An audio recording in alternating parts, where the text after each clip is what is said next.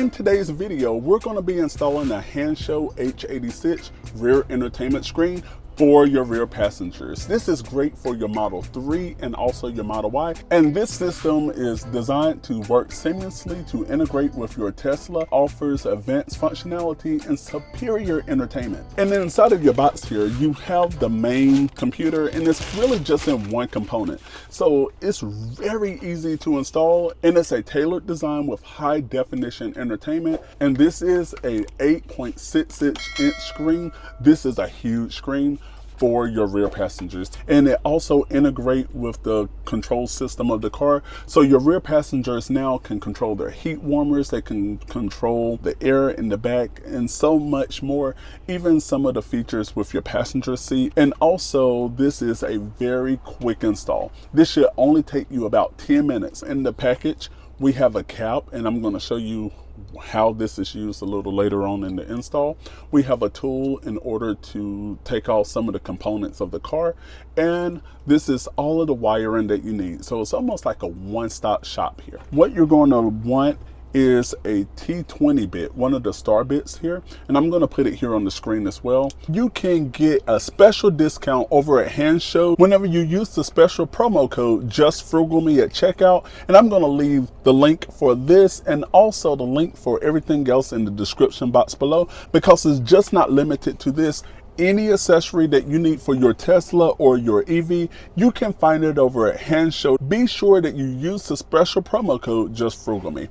All right, so the first thing that we're going to do is we're going to come right over here, and you just pretty much take this existing part off, and over here we are going to remove this. So at the top here you have like a little hook. We're just going to pull that off and just shimmy it right on out.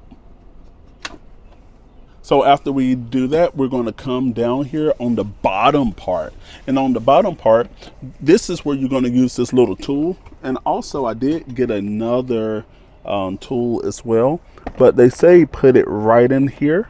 See, it comes right open. And this is just being held on by clips. So this is probably the most challenging part. You just don't want to make sure you break it, because we are going to return that. And you can see here, it's been held together by clips. So you have one here, two on each side. And I'm showing you this so whenever you're taking it off, you know where the points where you would need to probably apply the most pressure. Now this is where you need the T20 bit. So we're going to come on back down under here, and you have two screws here. You have one right here and the other one right there. And we're just going to screw those right out just like that. So the great thing with this is it's not writing it right to the main computer, but it is reading information from the OBD port. So that is awesome as well. So once we take out both of the screws, we want to make sure that we put the screws in a safe place. So we're just going to put it right there just to make sure that we don't lose that. And after you take those screws off, we are just going to just slide this off. And this is also held together with different hooks. You have 1, 2, 3, 4, 5, 6, 3 on each side, and that way you know exactly where you need to pull in order to get that loosened. All right, so after you get that off, right here in the middle, we're going to press right here, you see? So we're gonna press it down. It's like a little clamp here. So, and from there, we are going to be able to just go on and take it off. So we're going to press in the middle. So from there, we're just going to shimmy it right on out. And now we have it there. Now, after we get that off, we're going to take the cord here. One of them, you have a male input, you have a female input. So simple, we're going to come back down here. You see on this side, we have the female. So what's going to go there? The male. So we're just going to go on and put the male right on in there, and it's going to slide in, and you want to push it in until it clicks. All right, hopefully you heard that. Now on the female, and this is the male side, and again we're just going to push it in until it clicks. So after you get all of that together, we're going to go and get this centerpiece here, the ones that have the screws on it, and we are going to line that screw portion up. And remember, at the top it clicked. It was like a little click here, click there. And now we're going to take those two screws that we set over to the side, and we are going to just screw them on back in.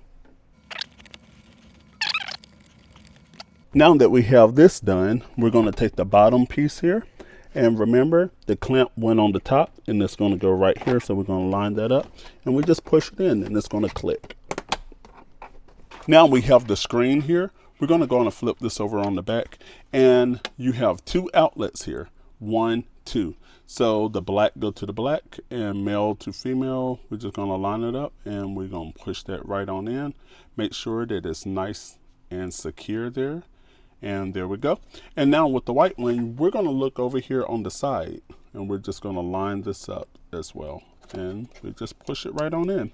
So talking about the clip that I was telling you I was going to let you know more about later on in this video, we are no longer using this port right here. It's a live port. So one thing we're going to do is we're just going to cap that off. We're going to push it in real good. And that was a loud clip.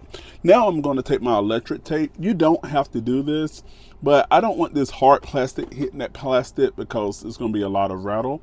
So what we're going to do is we're just going to go and just wrap this up with electric tape just to soften it up a little bit before we stuff it back in there. All right, now that I have this in, let's see what's happening. Okay, it looks like it's powering on. So that's a good sign. That's a very good sign whenever you're doing an installation. And let's see what's going to happen here. So you already have, while that's just uploading, we have the fan, seat warmer. It looked like something dealing with the seats, music, other apps, video, and settings. So I'm just going to go on and take off this protected film here. And that way, whenever we are setting things up, that the touch screen is more interactive. All right, so now the screen is up and running. We're going to click where it says child lock because now we're going to attempt to unlock the screen.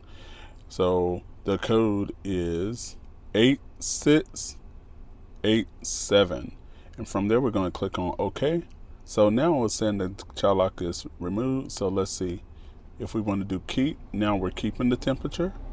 Oh yeah, and the air is coming out. So if I want to turn down the fan, so in order to get to the settings, I'm going to come right here above the time. Hopefully y'all can see this. I'm actually going to just turn off the backlight this way that hopefully everything is clear now. We're just going to scroll down, just swipe down. Here you have your Wi-Fi, your Bluetooth, car settings, sound system, system optimization, and the close the screen out. And just play around with it, but you can see like the seat options. So it's really weird that you can control the passenger seat up there. I'm not sure if y'all see that the passenger seat is moving. The back passengers will be able to control the heat settings on all 5 seats as well, which is very awkward that I did not know that I did press on the vibrate symbol on the driver's seat. I'm not sure if you can see that. It's like a blue vibration. The driver's seat is actually pulsing now. And the cool thing too is I am going to plug in, this is just a regular charger. This is your data port charger. So if you take any phone, and I'm just going to plug in my phone here, and let's see what's going to happen. It will pull up your CarPlay. So now all of the information dealing with CarPlay is going to be here. So you have everything right from your phone as well. Now let's go on and put all of this back in. All right, so let's go on and wrap everything up. So we are just going to put all of the extra wire. We're just going to stuff it right on in here, just like so. So we are just going to make sure all of the wires are out of the way. All we're going to do is we're going to push it in until we get a click, and this is, so we got a firm push there, and now you can see it is installed. Now one thing that I do want to bring to your attention, the air vents only move side to side, unlike the original that you could go up and down, but these do not go up and down, but it is going side to side. And remember, at Hansshow.com, you can find all types of deals and accessories for your Tesla and EV.